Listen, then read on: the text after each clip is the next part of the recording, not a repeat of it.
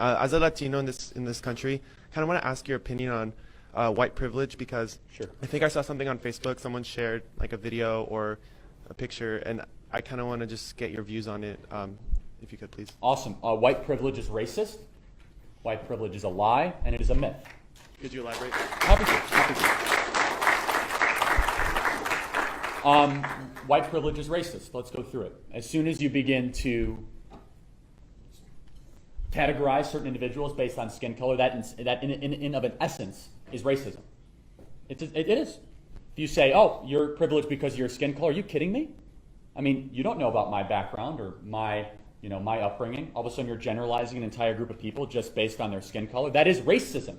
The definition of racism is putting a specific definition onto a group of people based on their skin color, a prejudice just based on their skin color. That is racism, whether it's a good prejudice or a bad prejudice. That is racism. Is it a lie? Absolutely it's a lie. Now, have Caucasian Americans generally done better over the last, 100 years? Yeah, that's correct. But there's also other communities that have done much better. Asian Americans, for example. I never hear about Asian American privilege. Asian Americans are the wealthiest, most productive, least likely to commit crimes members of the American community. Where's their privilege? Is their privilege based in skin color? Absolutely not. There's privilege based in making good choices. When you make good choices, those choices are rewarded. Asian Americans entered mostly in the 1940s and 50s fleeing communism and Marxism. By doing so, they came into the American community widely discriminated against. In fact, if you ask your grandparents what they think of people from Asia, they won't say very nice things, especially your great-grandparents if they're still alive. They made very good choices. They did the three things you need to do to stay out of poverty in America, according to Ben Shapiro, which is you got to graduate high school, get a job, and get married before you have kids. And over the last 60, 70 years, they are by far the richest group that you can point to based on race in America, by far. So here's the perplexing thing, is that I said it's racist and it's a lie. What else did I say about it? I said something else. It's very divisive, extraordinarily divisive. Because if you're going to start to categorize people just based on their skin color, then they're nothing more than that racial group. They're not an individual. It's not saying that you could rise above your circumstance. It's not saying you can make good choices. It's not saying that, oh, you might have been born behind and you can get ahead. You want to talk about white privilege? Here's a good question. And anyone who here believes in it, please step up to the microphone. We can have a discussion. It's a little, I don't think it'll offend anyone, but it might bring someone back. Here's a really good question to ask. Are Jewish people privileged? Are Jewish people white? Anyone? Are Jewish people considered white? Technically they are. If you consider their history, I would say not. Oh, they're not white. Then what are they? They're Semites.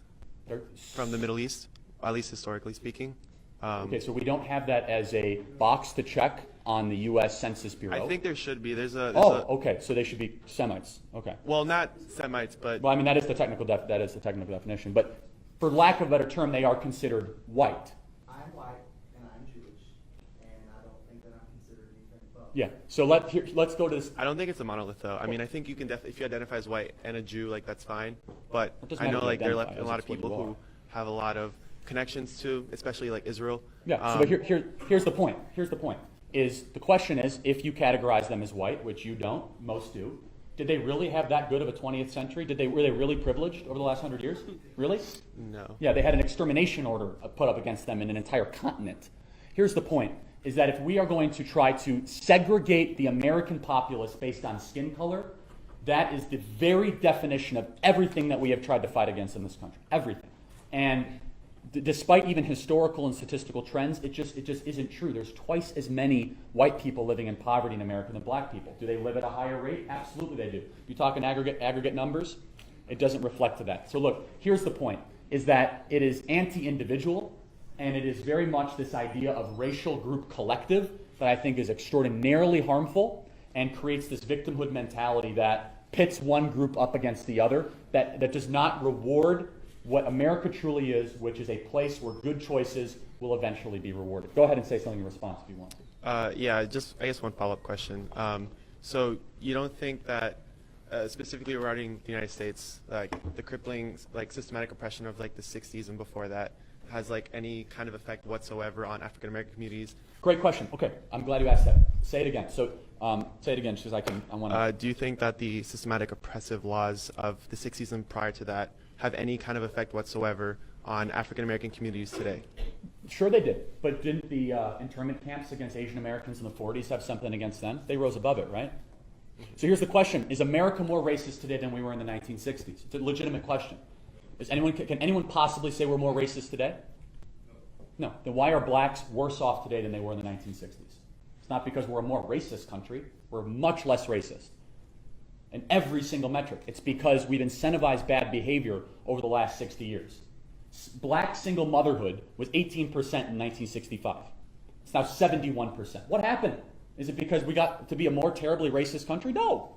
Did we get more racist laws? No, we actually got rid of most of all the laws. Civil Rights Act, we got rid of almost every single one. So what happened? It's because we incentivized really, really bad behavior. We said to single mothers, go ahead, have kids, and we'll give you a check every single month. But don't get married. As soon as you get married, you lose the check. We put African Americans in urban areas and housing projects that, again, incentivize bad behavior. And that was the advancement of the American welfare scheme. Also coupled with failing public schools, run mostly by teacher unions that were not properly incentivized to try to get the people out of poverty that were very much in. By every single metric, African Americans are worse off today than they were in the 1960s, with crime, prison rates, single motherhood, employment, wealth capita, everything. And there's only one possible explanation for that. It's not that America got more institutionally racist, not any of that stuff. It's that there was a set of policies put forth by one president and continually supported by entire political party to keep a whole segment of the population poor and routinely voting Democrat. And that's Lyndon Baines Johnson and the American Democrat Party, which I think completely punished it. So if you want to talk about systemic oppression and racism, there's lots of other examples of ethnic groups that went through that too. If that's the card you want to play, it does not couple. Almost every single one except African Americans and Native Americans have not rose above it statistically. And the only thing they have in common is absolute total government interference and involvement in their life. Go, follow-up question? That's